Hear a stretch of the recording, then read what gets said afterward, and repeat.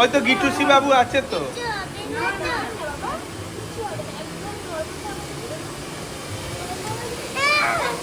হয়ে গেছে।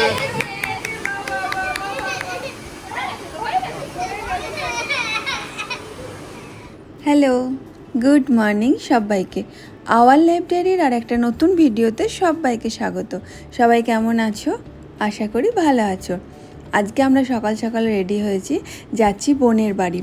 আর গিনিমোহর অনেক দিন পর তার বোনের সাথে বেশ কয়েকটা দিন থাকার সুযোগ পাবে, সেই জন্য না ওরা খুব খুশি। সকাল সকাল উঠে পড়েছে, তারপর ওঠার জন্য কোনো বায়না নেই। তো একদম সবার আগে একদম রেডি হয়ে ফিটফাট হয়ে জাস্ট ওয়েট করছে গাড়ির জন্য। আর আমরাও রেডি হয়ে গেছি। আসলে মানে মানুষ তার কাছের মানুষের সঙ্গে থাকার সুযোগ পেয়েছে, তো এই আনন্দটাই না একটা আলাদাই আনন্দ।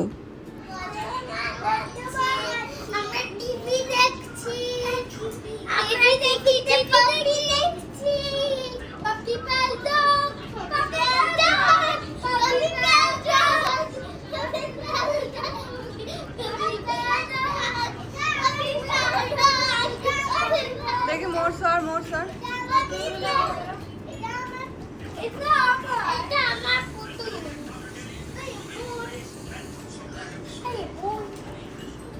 তারপর আমরা এসে গেছি। এসে এরপর কিছু টুকটাক খাওয়া দাওয়া করে একটু ফ্রেশ হয়ে তারপর এলাম একে নিয়ে কান ফোঁড়াতে। মানে গিনিমোহর এসেছে, অনেক বুঝিয়ে তাকে আনা হয়েছে, কিন্তু একটা কান ফুঁড়িয়ে তার এতটাই লেগেছে না, সে দ্বিতীয় কানটা বলছে আর ফোঁড়াবো না। তো অনেক কষ্টে তাকে বুঝিয়ে, মানে এক প্রকার যুদ্ধই বলতে পারো, অবশেষে সে রাজি হয়েছে। বেচারার অনেক লেগেছে, মানে প্রচুর কান ছিল, খুব ব্যথা পেয়েছে। তো যাই হোক, অবশেষে দুটো কান ফোঁড়ানো হলো। এবার আমরা বাড়ি এসে সবাই মধ্যাহ্ন ভোজনে বসে পড়েছে, দেখতেই পাচ্ছ। আর ছোটোগুলোর খাওয়া দাওয়া হয়ে গেছে। এবার এটা সেকেন্ড ব্যাচ চলছে, তারপর আমরা আবার বসবো থার্ড ব্যাচে। আর ওরা তো সারাক্ষণই লাফিয়ে যাচ্ছে, মানে যখন থেকে তিনজনে একসাথে হয়েছে তখন থেকেই মানে সর্বক্ষণই শুধু লাফিয়ে যাচ্ছে, এক ফোঁটা বসতে চাইছে না। আর নিজেরাই প্ল্যান করে নিচ্ছে কোথায় যাবে, কি করবে।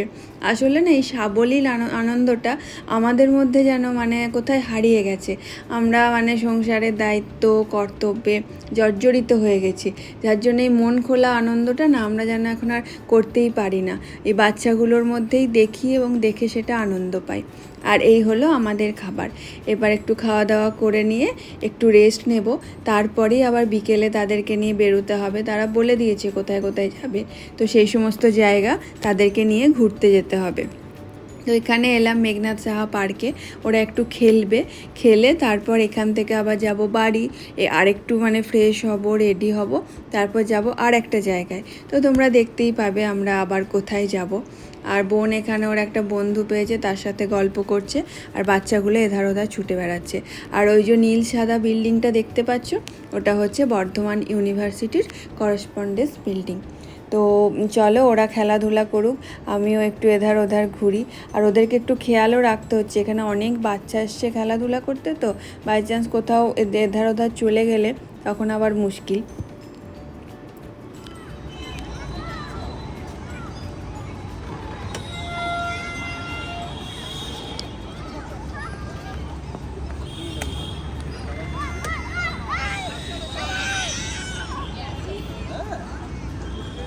এইদিকে তাকিয়ে কোথায় যাচ্ছি আমরা?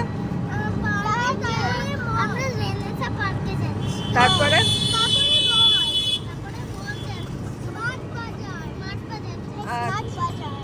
শুনতেই পেলে তাদের প্ল্যান। তো এবার আমরা যাচ্ছি রেনেসা থেকে সেখানে একটু ঘুরবো, খেলাধুলা করবে, তারপরে সেখান থেকে যাব আবার একটা মলে। তো রেনেসা হচ্ছে না বর্ধমানের এখনও পর্যন্ত মানে সব থেকে বড় হাউসিং কমপ্লেক্স। মানে প্রথমেই দেখতে পেলে যে বা কত বড় একটা প্লেগ্রাউন্ড রয়েছে।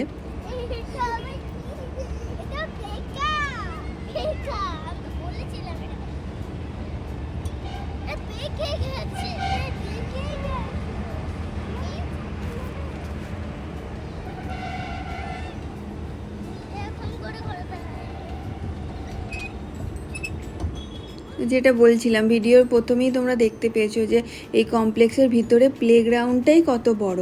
তো এখানে সব ধরনেরই মানে হাউস রয়েছে, যেমন ফ্ল্যাট রয়েছে, বিভিন্ন ধরনের ফ্ল্যাট রয়েছে, কটেজ রয়েছে, তারপর ইন্ডিভিজুয়াল বাড়ি রয়েছে।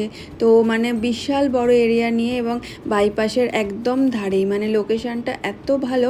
আর আমরা যে গেটে ঢুকেছি সেই গেট থেকে মেন গেটে যেতে আমাদেরকে টোটো করে যেতে হবে, মানে হেঁটে যাওয়া সম্ভব বাট অনেক টাইম লাগবে, আর বাচ্চাদের নিয়ে এতটা হাঁটাও সম্ভব না, ওই জন্য আমরা টোটো করেই যাব।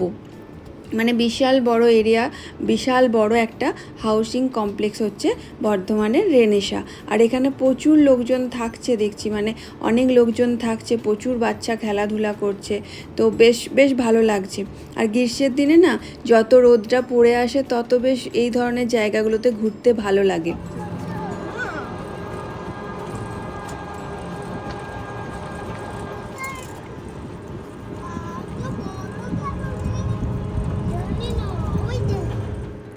এখন আমরা চলে এসেছি মলে। আর মলে এলে কি হয় বলো তো, আমাদের হয়তো কেনাকাটার কিছু প্ল্যানই থাকে না, বাট মলে এলে তখন এটা ওটা দেখতে দেখতে মনে হয় যে না এটা একটু কিনি, ওটা একটু কিনি, তো টুকটাক মানে কেনাকাটা হয়েই যায়, মানে কোনো প্ল্যান ছাড়াই টুকটাক কেনাকাটা হয়ে যায়। আর এরা যখন প্ল্যান করেছে আসতে তো আমাদের হবেই, তো এখানে শালিয়া জামাইবাবু কী সব জিনিসপত্র দেখাশোনা করছে।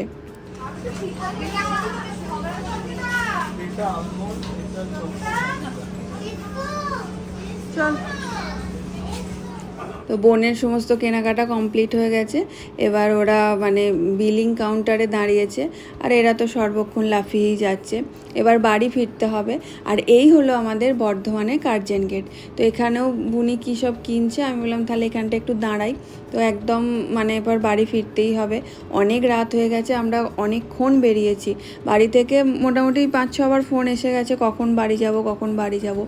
তো নেহাত বাচ্চাগুলো আছে বলে আমাদেরকে কিছু বলতে পারছে না। যাই হোক, তো এর থেকে দেরি করলে এবার দেবে মনে হয় আচ্ছা করে। তো এবার বাড়ি যাই, কেনাকাটা কমপ্লিট হয়ে গেছে, এবার টোটো ধরবো একদম সোজা বাড়ি এসে আমরা সবাই ফ্রেশ হয়ে নিলাম। এবার আমি এদের খাওয়াতে বসিয়েছি, বুনি সবাইকে খেতে দিচ্ছে, খাবারের জোগাড় যন্ত্র করছে। ওই জন্য আমি বললাম এদেরকে দিয়ে দে, আমি এদেরকে নিয়ে বসি, তারপর তুই ওইদিকে তোর সমস্ত কাজ সেরে এসে এখানে বসবি, ওদেরকে খাইয়ে দিবি মেয়েটাকে, ততক্ষণ আমি মানে 3 জনকে একটু সামলাই, তুই ওই দিকের কাজ সার। তো চলো এবার মানে আমরাও ওদের খাওয়া দাওয়া করিয়ে আমরাও খাওয়া দাওয়া সারি। আর ভিডিওটাও আমি এখানে শেষ করছি। তোমাদের যদি ভালো লাগে অবশ্যই একটা লাইক কমেন্ট শেয়ার করো, আর চ্যানেলটিকে একটু সাবস্ক্রাইব করে পাশে থেকো। সবাই খুব ভালো থেকো, সুস্থ থেকো, সাবধানে থেকো, আর নিজেদের যত্ন নিও। আবার চলে আসবো নতুন একটা ভিডিও নিয়ে, নতুন একটা গল্পে। ততক্ষণের জন্য সবাইকে টাটা।